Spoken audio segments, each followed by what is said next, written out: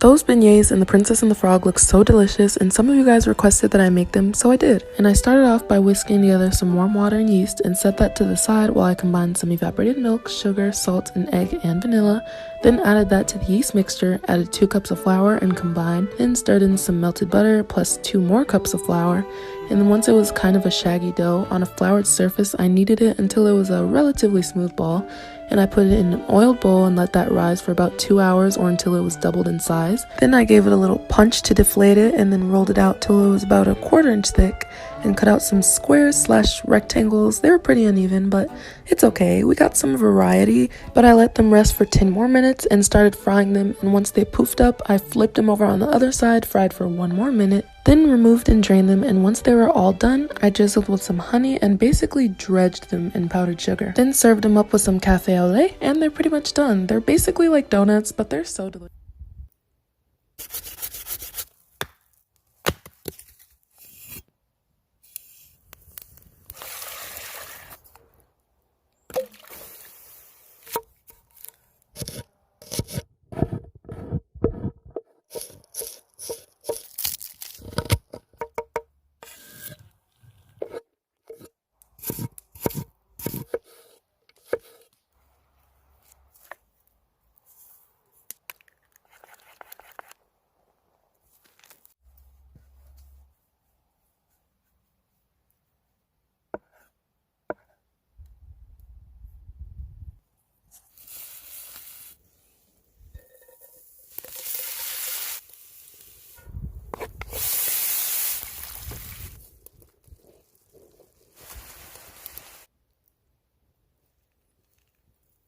Hey everyone, it's Ariana, and today for the first time I tried recreating the infamous egg yolk ravioli dish that got me eliminated from MasterChef Junior. Smooth, delicious, delicate. This is like eating oiled wool.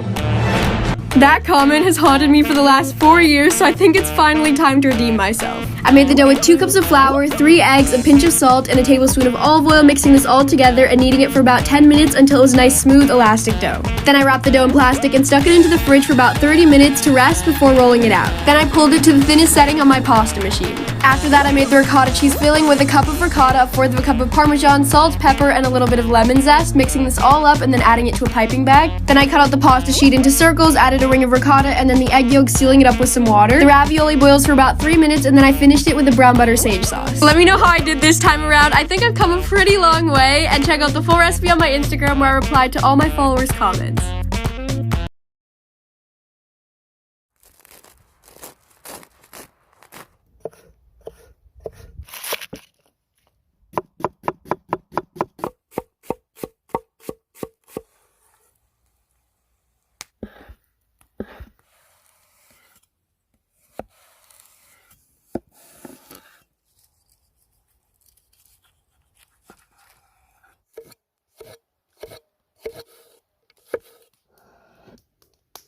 Let's make a salad.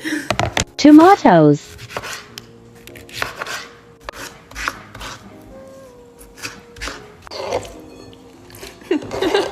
Cucumber-S.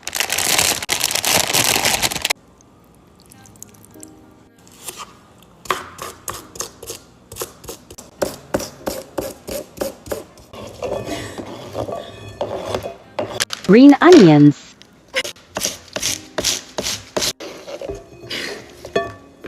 Mixed greenies.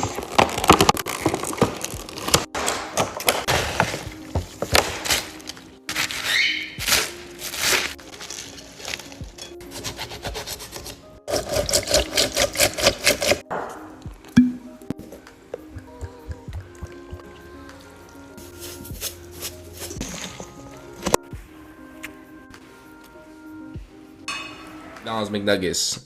Start with that chicken breast. Go ahead and cut it up into little cubes, and we're gonna blend it in batches, and we're gonna pulse it. You could use a grinder if you have one, but I don't have one. I'm guessing a lot of you don't have one. You could use a blender, works just as good. Season the meat with a bunch of salt and pepper, and then the key to shaping your nuggets is to keep your hands wet so it doesn't stick to you. So you feel me? We made a few McDonald's shapes, and we went off with some dinosaurs, made a country, and look at that. I don't know what that is. Throw it into the freezer for like 2 hours. For the dry mix, we're gonna go flour, cornstarch, salt, pepper, onion powder, garlic powder. Mix it up. For the wet batter, we're gonna go eggs, half a cup of water, fourth cup of cornstarch, and whip that up. Then once your nuggets are hard, we're gonna go dry, wet, and then leave on there. And then once you do that, you're gonna heat up some oil. Once it bubbles around the stick, the wood, the chopstick, throw them into the oil. Make sure they don't stick to each other. Fry them for about 2 minutes each side. Take them out, and you got chicken McNuggets. Yes, sir. Hash browns are for wimps. You can do better. We're making a potato galette. It's French. Peel 1 large potato. Cheesecloth. Grate. Twist and ring. Wring out the excess moisture. Heat 8-inch skillet, medium-low heat. Add 2 to 3 tablespoons canola oil, peanut oil, or leftover bacon fat. Add half of the potato. Freshly grated Parmigiano Reggiano. Remaining potato on top. Salt. Cook 5 to 6 minutes until golden on the bottom. Turn up the heat to medium to make sure it's nice and golden. 1 to 2 minutes. See how it's nicely golden around the edges? It's time to flip. Flip. Add a little more oil so it doesn't burn. Cook medium-low heat 5 to 6 more minutes. Salt, pepper, parsley, Parmigiano Reggiano, dill. Oh yeah.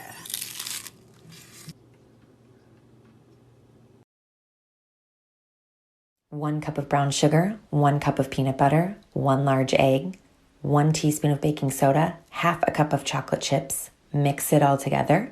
Divide into 12 and place on a prepared baking sheet at 350 for 8 to 10 minutes. Boom. Trust me when I say this is how you make a high-level steak. What better way to celebrate 1 million followers by showing you how I cook the best filet mignon ever? Now let's go! Temper 30 minutes and lightly cover in oil. Rosemary salt! If you know, you know. Sergeant Gilbert reporting for duty. Finely ground. Now roll the edge. Bring your pan up to medium-high heat. Little avocado oil and sear. Flip after about a minute. Stick with me. By the end of this video, you're gonna understand the technique. Now rest 2 minutes. Drop the heat of the pan to low and add 5 tablespoons of butter.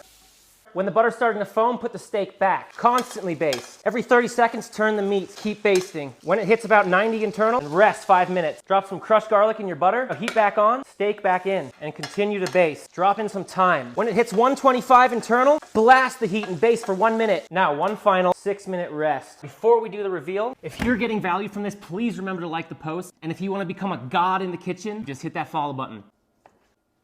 Woo! Oh my lord. You know I love you, and I'm out. Let's do some cooking.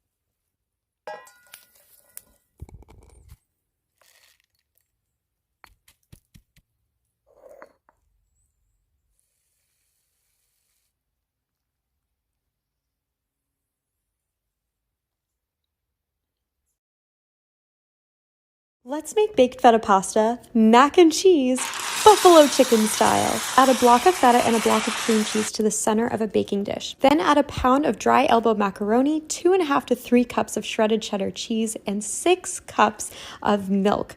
Then add a few tablespoons of minced garlic, a lot of salt, guys, a few really good pinches. Then kind of give that outside part a stir to combine. Next, add about a half a cup or so of your favorite buffalo sauce to the top of the dish. Then crack some fresh black pepper over the top and put in a 350-degree oven for 50 minutes. I feel like I have perfected this method. The feta was so creamy, so was the cream cheese. The pasta was perfectly cooked. There was the perfect amount of liquid. Make sure you test at this point for any extra seasoning. I added plenty of salt though, so I was good. Then I just had bought a rotisserie chicken, shredded some up, and added it in. So easy and so friggin' good, guys. What am I gonna do with this cooking?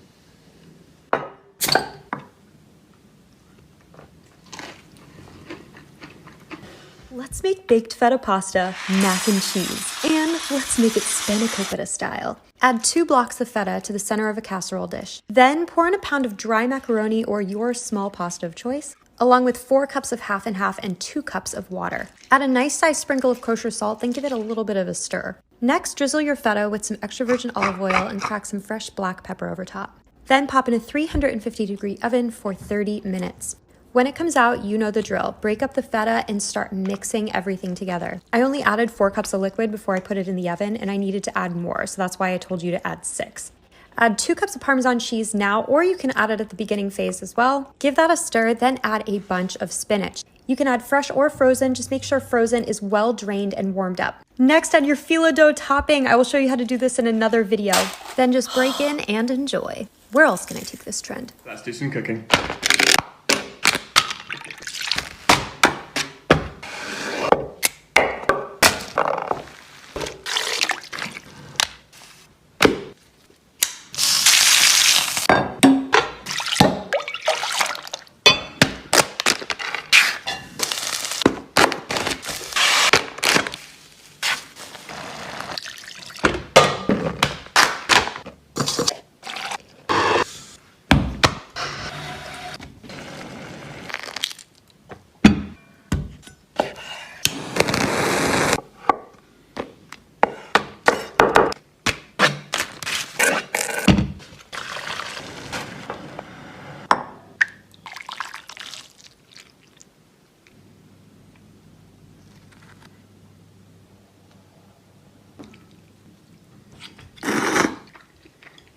First, toast your bread, then add avocado to one side and chipotle mayo to the other. Next, add some sun-dried tomatoes, some spinach, some smoked turkey with some melted pepper jack, crispy bacon, close it, cut it. This is it at the end, and enjoy. Olive Garden's fettuccine alfredo. Melt 3 tablespoons of butter and add 1 tablespoon of minced garlic.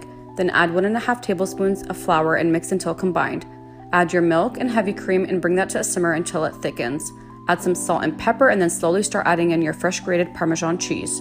Once it melts, it's gonna look like this, and now I'm adding in my cooked fettuccine and then topping it off with some parsley and This healthy smoothie tastes like a delicious dessert, and I promise I'm not just saying that. I added this awesome superfood made of buckwheat to add a crunch on top. It's a game-changing, healthy alternative to granola. You could even put it on top of ice cream. Let us know if you try the recipe.